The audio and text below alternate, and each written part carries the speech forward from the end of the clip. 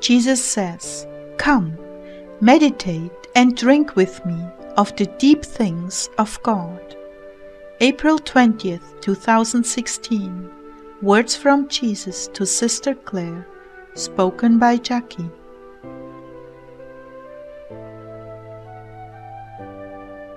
Clare began, "The sweet peace of Jesus be with you, Heartdwellers. I've been struggling with a certain coldness in my heart. I want to feel my prayers. I want to be present to the sufferings of this world in my prayers, but I felt so flatlined and detached. This has really been bothering me. It makes me wonder if I really love and have feelings for others. So I've been asking the Lord to give me that grace, and I believe He is beginning in this message." After worship and communion and the Stations of the Cross prayers, I sat quietly before the Lord, and He began by asking me a question.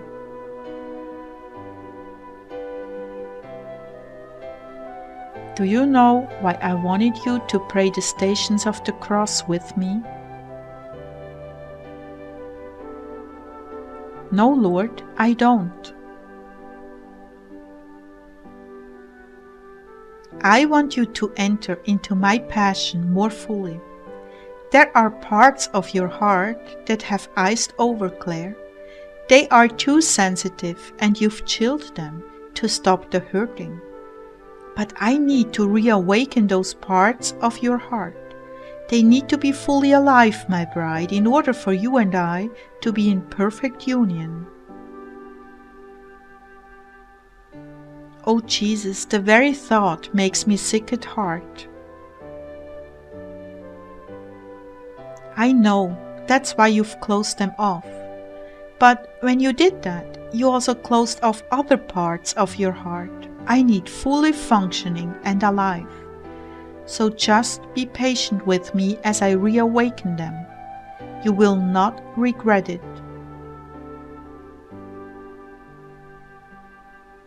Yes, I remember from years ago, it can be excruciatingly sweet to enter into your passion and meditate on what you went through.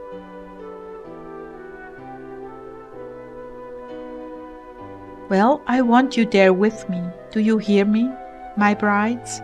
So much of my living example has been written off and buried. So much has been sealed up and labeled a no-go zone. Jesus died and rose again, and now He's not on that cross anymore. That is what has been accepted as the norm. How far from the truth that is. As long as there is one human being unsaved or hurting, the wounds of my crucifixion remain open, bleeding and throbbing. Men have closed off that part of my life because it is too painful for them to look at. But in so doing, they have discouraged access to the deepest mysteries of my incarnation. This place where I want you to go with me contains all the answers to your suffering in this life, including the grace to endure without bitterness. When you accompany me on the way of my cross, I accompany you along the way of your cross, and my example gives you the courage to press on. In this place there is open access to the inner chambers of my heart, the preciousness of your salvation, what I undertook for you, who I truly am, and that my compassion knows no boundaries, neither does my love.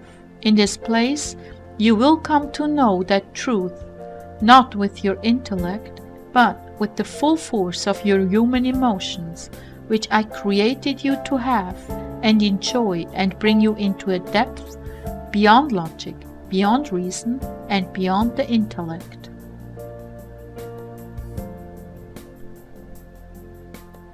God is love. That is what is said about me. But to know this love, you must journey in my heart and experience me. When Rick Joyner dreamt of the different rooms in heaven, He was experiencing the treasures of my passion and exactly what that accomplished. But I will say this, you as humans will never know the depth of love I had and still have that caused me to descend from heaven and submit my holy flesh to corrupt men in this corrupted world. The fruits of these meditations are magnificent beyond the finest and most flawless gems. The pricelessness of the whole world and the activity of my heart for humankind are revealed through them. What I accomplished is a mystery I long to share with my bride. That is why I've called and requested that the stations be prayed.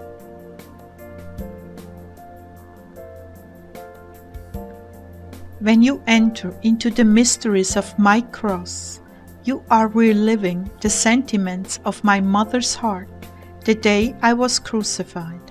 She was indeed the very first Christian and responded to my mission with her whole heart.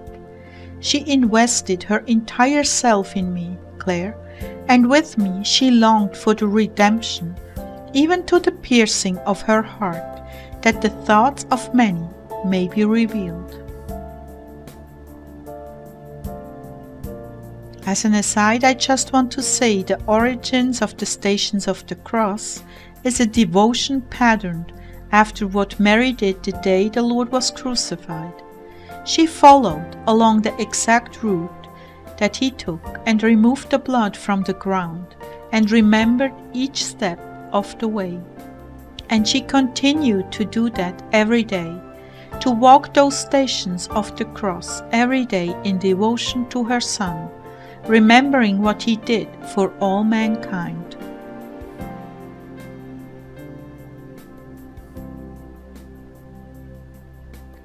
Jesus has given a meditation on the Stations of the Cross to Sister Susanne.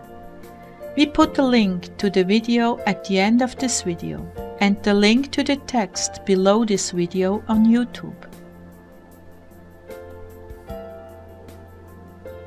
Picking up where we left off, the Lord had referenced the piercing of Mother Mary's heart, and here is a scripture he brought to mind.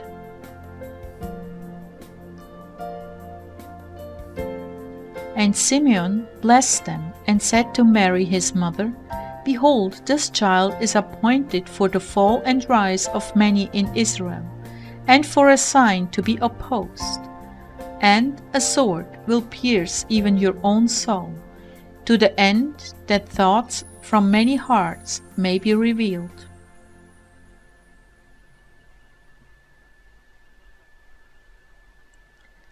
Lord, I have never really understood this. Please, can you explain it to me? This is the judgment, that the light has come into the world, and men loved the darkness rather than the light, for their deeds were evil. For everyone who does evil hates the light, and does not come to the light for fear that his deeds will be exposed. But he who practices the truth comes to the light.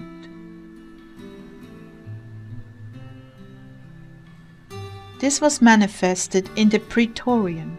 When the chief priests and the guards saw him, they cried out, and they were saying, Crucify him! Crucify him!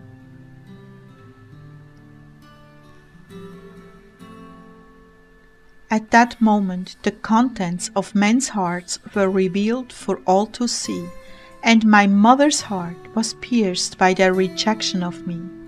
She was in total accord with what had to be done to pay the price for you and mankind. In that moment, though she suffered terrible torments, she gave her consent as well. And people ask why she is so special to me. They know nothing of her interior life or what she suffered on this earth for their sakes. But suffice it to say, she was truly the first Christian and totally deserving of that title.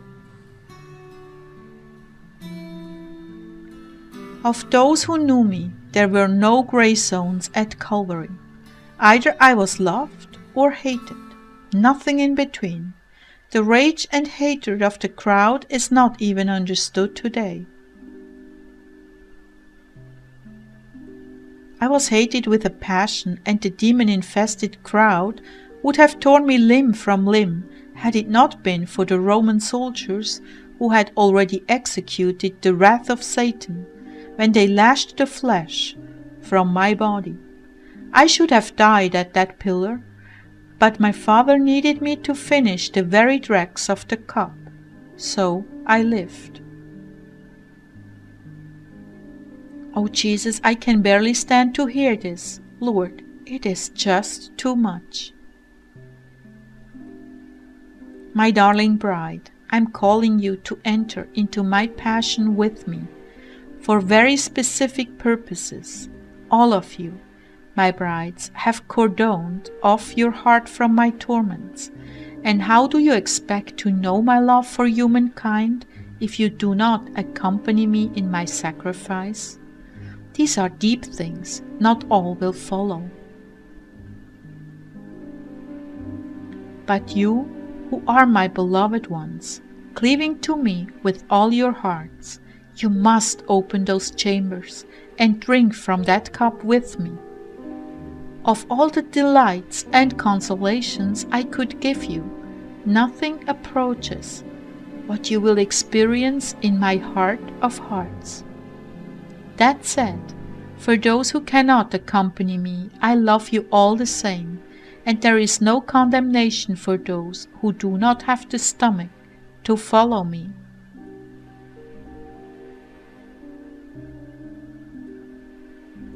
Lest you misunderstand, it is not about the blood and gore. It is about the absolute desolation of my heart, that those I have created and provided this beautiful planet for, and breathed life into them, those I've blessed with children, food and clothing, even those I healed of leprosy, abandoned me in the hour of my agony. They sided with Satan's agents and spat upon the ground at the foot of my cross. Can you imagine that? Taunting, ridicule, contempt, all heaped upon me during my unbelievable torments as I suffered for them, and they knew it not. Yes, you are beginning to get the picture now. Forgive them, Father, for they know not what they do.